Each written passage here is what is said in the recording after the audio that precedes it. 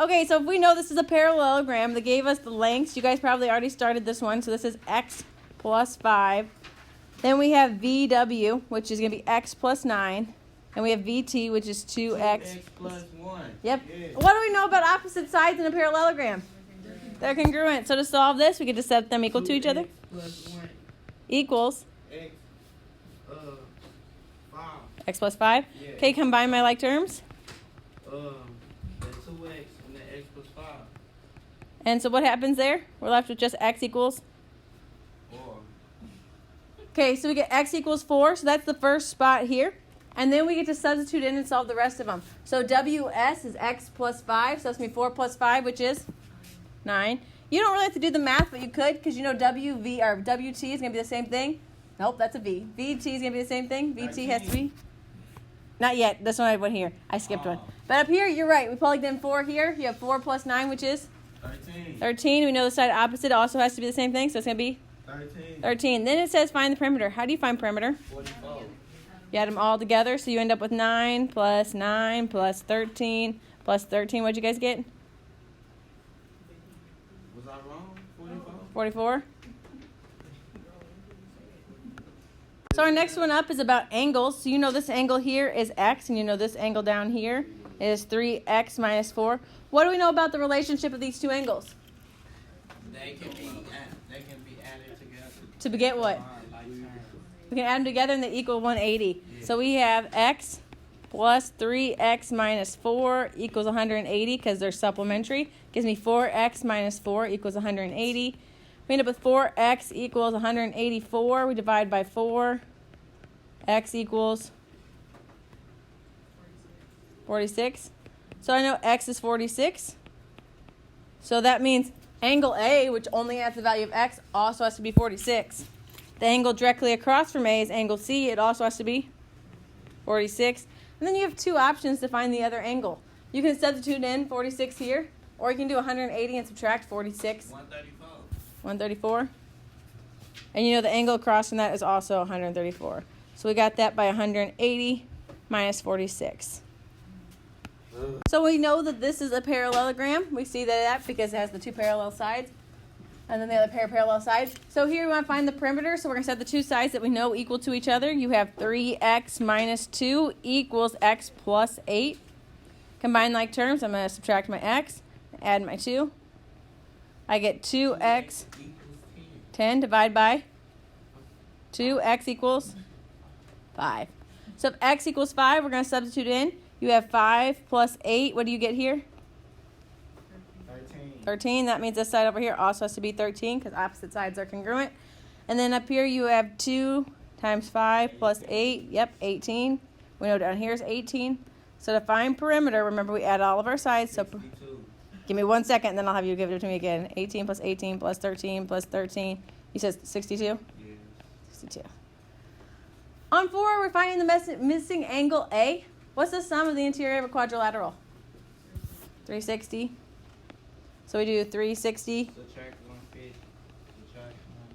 Subtract. 46. And what do you get?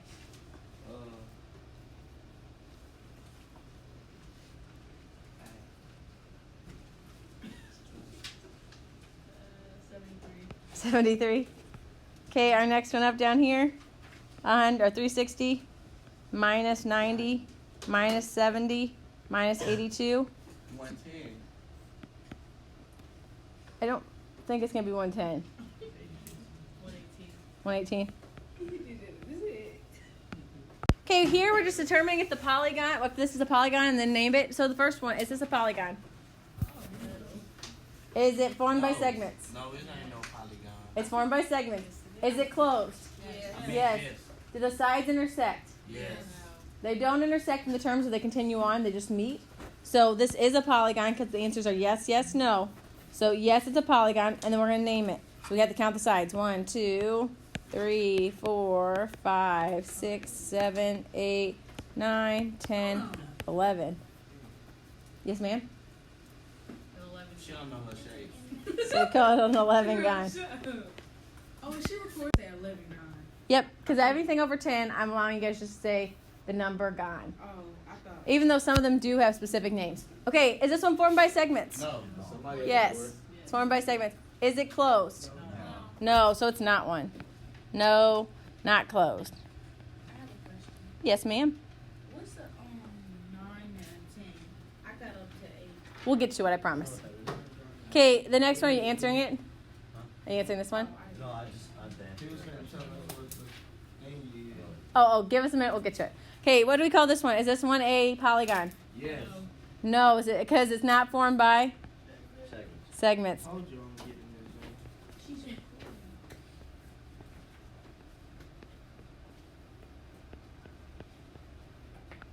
Is this one going to be a polygon? Yes. Yes.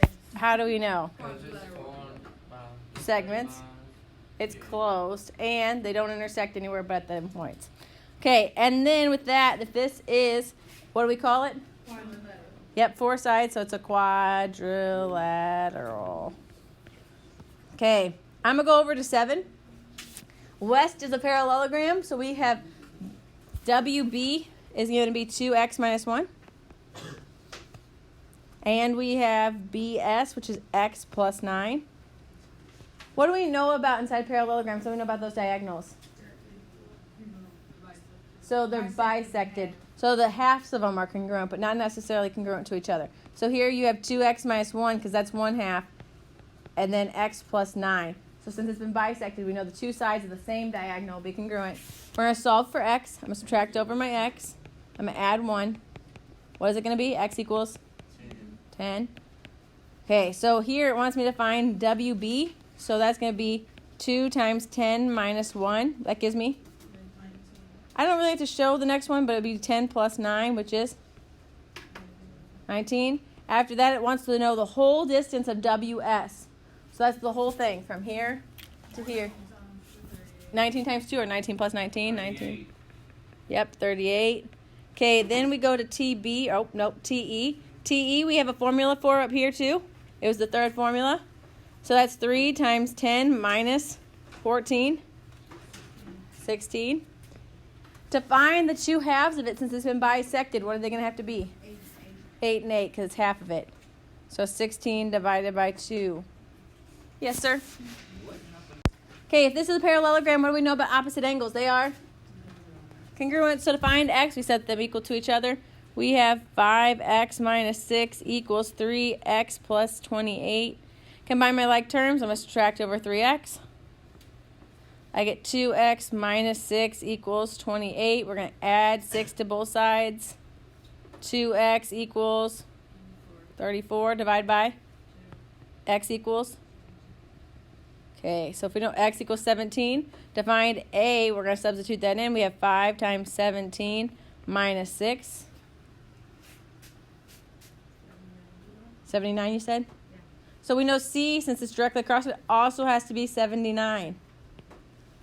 What do we know about the relationship between A and B or A and D? They have to be supplementary, so that means we do 180 minus 79, which is 101.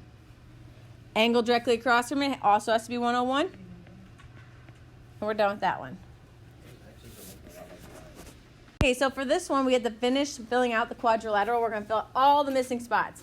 So you have parallel lines cut by a transversal. We saw this in a previous chapter. We talked about it in our parallelogram investigation, what was it, 6.2 worksheet you guys did. What do we know about these angles? They're congruent because they are alternate interior angles inside the parallel lines, opposite sides of the transversal. So you know this one has to be 50. Yeah. And by the same token, you know this one has to be 60. And we can go over here, and we can find this one being 38. To find our other ones, you have a couple options, but I find that maybe it's easier to put x's in there and solve for x. We know these are going to have the same measure because they're alternate interior. And then I'm going to set them all equal to 360. So I have 38 plus x plus 50 plus 60 plus 38 plus x plus 50 plus 60 equals 360. So all I did was just went around, added each part of them up. We know the whole interior is going to have to be 360. We could have grouped them beforehand. You know, 50 plus 60 is 110. We could have done that. So if you add up all the constant terms, I'm going to have somebody that has a calculator do it. 38 plus 50 plus 60 plus 38 plus 50 plus 60. What do we get? 296. Thanks, Taylor. Equals 360. We're going to subtract over 296.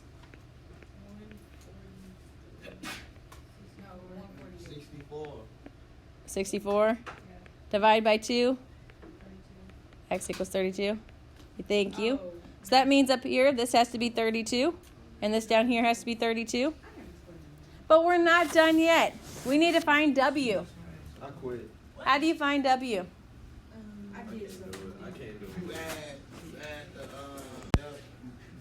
180. It's going to end up being, not real quick. It's 180. So this is a triangle. So you know it's going to have the interior of 180. So I'm going to change my color so you can see it. So over here to find this angle, you do Another way? 180. Is there another way that you're asking? No, is this the other way? So we do 180 and we're going to subtract 60, subtract 38. And what do we get? Can you say it one more time? 82. So we have 82 degrees. So we did this knowing the sum of the interior of a triangle is 180. We subtracted the two angles we had. We got this angle. What's the relationship between these two angles? They're vertical angles. We know what vertical angles are? Yep, so this is 82. And then we go here to try to figure out the relationship between these two angles. What's the relationship here? They're supplementary because they are linear pairs. So here, to get them to this angle, we do 180 minus 82, 98. These, again, are vertical angles, so this one also has to be 98. You will have a question like this on the test, so I would study this one for sure. The rest of this is about figuring out if these are just parallelograms. So this first one up, is this going to be a parallelogram and why? Yes, Yes, and how do we know that? because they got straight sides and it's closed. So that means it's going to be a polygon. But we want to know if it's a parallelogram. So we had 5 different ways to show that yesterday. Yep, because opposite sides, I'm going to say both pairs of op sides are congruent. I'm going to choose that you're going to study over the weekend, and it won't. Our next one up, I'm going horizontally. So what do we know about this one? Is this going to be a parallelogram? Yep. Yes. How do we know? Opposite angles are congruent. Yep. Both pairs of op angles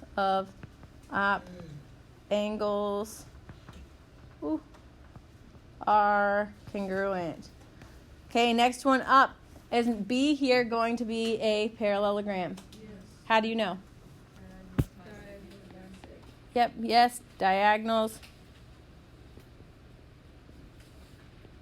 bisect each other. Okay, next one up. Is this going to be a parallelogram? No, why? So not sides here. Diagonals don't. Yep, diagonals don't bisect.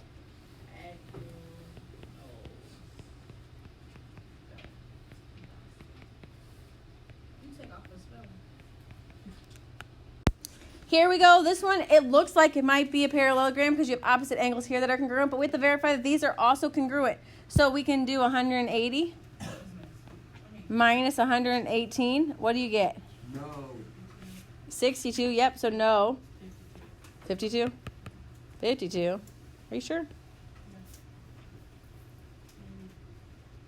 No. 62. Okay, 62. Because opposite angles, no. Opposite angles aren't congruent. Okay. Our next one up, we had to figure out, well, we don't have to do anything here. Is this one going to be a parallelogram? No. No, why? Opposite angles aren't congruent. Yep, op angles not congruent. Okay, I'm going to have to scroll to get the next ones. So this one here, is this going to be a parallelogram? Yeah. How do you know? Yeah. What do these things tell us? That they're parallel. So yes, because opposite sides are parallel, both pairs of op sides parallel. Isn't there a symbol for parallel? There is. So you could just use the giant L's. Can we use that on the test? Okay, our next one up, is this going to be a parallelogram? No. No, why? Yep, opposite sides not congruent. Okay, good job, guys. First one up, what do we have, a three-sided shape? Triangle. I'm going to sketch a quick one, but you know what a triangle looks like. We've studied them. 4 is a quadrilateral. We've learned about specific quadrilaterals this week. What are they? Parallelograms. But quadrilateral just means 4-sided. After that, we have a 5-sided, which is a pentagon.